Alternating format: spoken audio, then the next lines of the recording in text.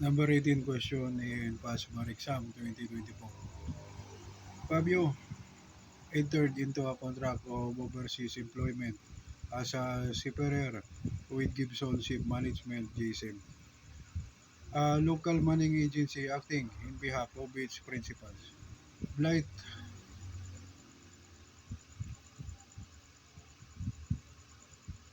Tankers Company BTC. On board the vessel, Fabio suffered lower back pains while performing his assigned task. Despite therapy and medication, Fabio continued to suffer severe lower back pains. The company designated physician diagnosed Fabio with lumbar strain TC slip disc. Fabio then filed a complaint for disability benefits before the labor arbiter.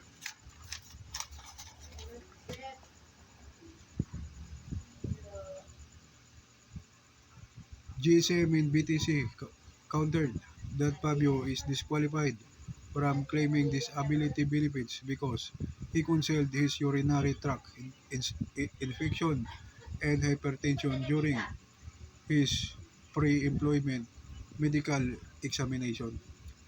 Is Fabio entitled to disability benefits even if he concealed pre-existing conditions explained? Answer no. He is not entitled to disability benefits since he concealed pre-existing conditions.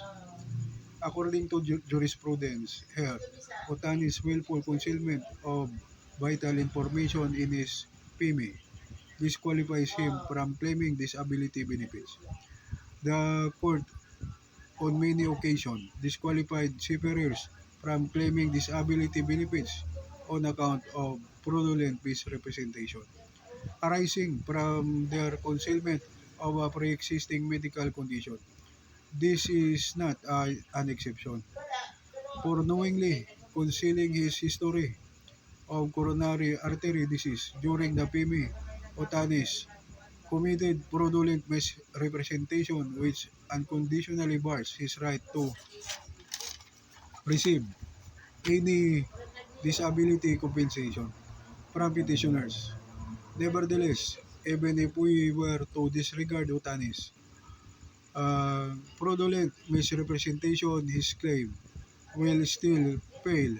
Indeed, coronary artery disease, which is subsumed under cardiovascular disease, and hypertension are listed as occupational disease under Section 32A, Paragraph 11 of the POAC.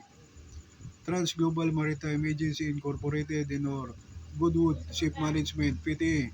Limited and or Robert F. Estaniel versus Magno Teotanes, GR number 236498, September 16, 2020. Under the increased risk theory, there must be reasonable proof that the employee's working condition increase his risk of contracting the disease, or that there is a connection between his work and the cause of the disease. Government Service Insurance System versus BC, Bisitan, GR number 170,901, November 23, 2011. So here we will add the codals of the problem. So chapter 6, disability benefits, book 4, health, safety and social welfare benefits, title 2, employees compensation and state insurance fund, labor code of the Philippines, article 197, 191 in the old labor code, temporary total disability. Under such regulations, as the commissions may approve, any employee under the title who sustains an injury or contracts sickness resulting in temporary total disability shall, for each day of such a disability or fraction thereof, be paid by the system an income benefit equivalent to 90% of his average daily salary credit, subject to the following conditions. The daily income benefits shall not be less than 10 pesos, nor more than 90 pesos, nor paid for continuous period longer than 120 days, except as otherwise provided for in the rules, and the system shall be notified of the injury or sickness as amended by Section 2, Executive Order Number 179. B. The payment of such income benefit shall be in accordance with the regulations of the Commission as amended by Section 19, Presidential Decree 850. Article 198, 192 in the Old Labor Code, Permanent Total Disability.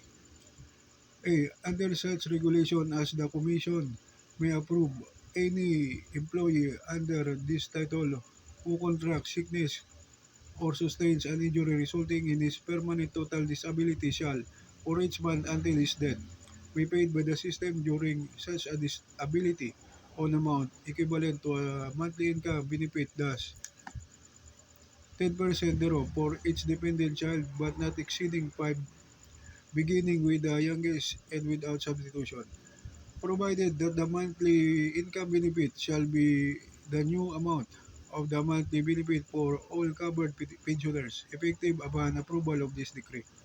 B. The monthly income benefit shall be guaranteed for 5 years and sub, shall be suspended if the employee is gainful employed or recovers from his permanent total disability or fails to present himself for examination at least 1 year upon notice by the system, except as otherwise provided for in other laws, declares, orders, or letters of instructions as amended by Section 5 Presidential Decree Number 1641.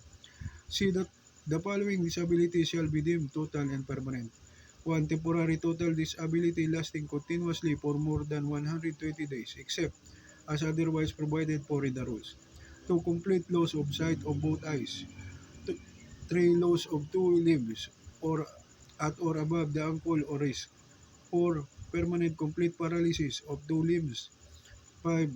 Brain injury resulting an incurable invisibility or insanity. And 6. Such cases as determined by the medical director of the system and approved by the Commission. D. The number of months of paid coverage shall be defined and approximated by a formula to be approved by the Commission. So, Article 199, 193 in the Old Labor Code, Permanent Total Disability. Under such regulations as the Commission may approve, any employee under this title who contracts sickness or sustains an injury resulting in permanent to partial disability shall for each month, not exceeding the period designated therein, be paid by the system during such disability an income benefit for permanent total disability. With the benefit shall be paid for not more than the period designated by the following schedules. Complete permanent loss of the use of number of months, 1 thumb, 10, index, 1 index finger, 8, 1 middle finger, 6, 1 ring finger, 5, 1 little finger, 3, 1 big toe, 6, 1, 2, 3. 1 arm, 50, 1 hand, 39, 1 foot, 31, 1 leg, 46, 1 ear, 10, both ears, 20, hearing of 1 ear, 10, hearing both ears, 50, sight of 1 eye, 25. C. A loss of a wrist shall be considered as a loss of the hand, and a loss of an elbow shall be considered as a loss of the arm. A loss of an ankle shall be considered a loss of the foot, and a loss of knee shall be considered as loss of the leg. A loss of more than one joint shall be considered as a loss of one half of the whole finger or two, provided that such loss shall be either the functional loss of the use of physical loss of the number, as amended by Section 7 Presidential Decree Number 1368.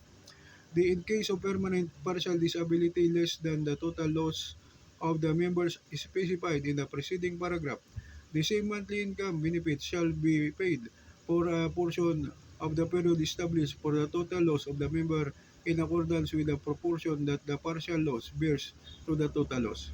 If the result is a decimal fraction, that same shall be rounded off to the next higher integer. In case of simultaneous loss of more than one member or part thereof, as specified in this article, the same monthly income benefit shall be paid for a period equivalent to sum of periods equivalent for the loss of member of or the part thereof. If the result is a decimal fraction, this same shall be rounded off to the next higher integer. If in cases of injuries or illness resulting in a permanent partial disability not listed in the preceding schedule, the benefit shall be an income benefit equivalent to the percentage of the permanent loss of the capacity to work, as added by Section 7 Presidential Decree Number 1368. G. Under such regulations as the Commission may approve, the Commission benefit payable in case of permanent partial disability may be paid in monthly pension or in lump sum if the period covered does not exceed 1 year, as added by Section 7 Presidential Decree Number 1368. So that's it. That's the that's my answer for the number 18 past bar exam in labor law and social legislation. Thank you for watching and listening. Good day, good night, and God bless.